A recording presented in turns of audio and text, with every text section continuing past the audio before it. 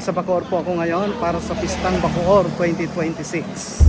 At dahil piyesta nga, nararapat lang po na alalahanin natin si Padre Mariano Gomez. Isa po siya sa Gumbulsa.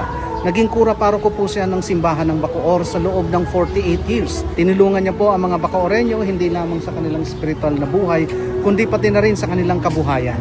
Isa pa pong mahalagang bahagi ng kasaysayan na makikita po natin dito sa Bacoor ay ang bahay na ito. Dito po naganap sa bahay na ito ang pagpupulong sa Bacoor noong August 1, 1898. Doon po sa pagpupulong na yun ay nilagdaan ni Emilio Aguinaldo ang dokumento na humihiling sa ibang bansa na kilalanin ang ating kasarinlan. Kaya maaari po nating ituring ang bahay na ito bilang unang Malacanang sapagkat mula po sa Kawit, Cavite kung saan idineklara ang ating independence ay inilipat ni Emilio Aguinaldo ang kanyang pamahalaan sa bahay na ito.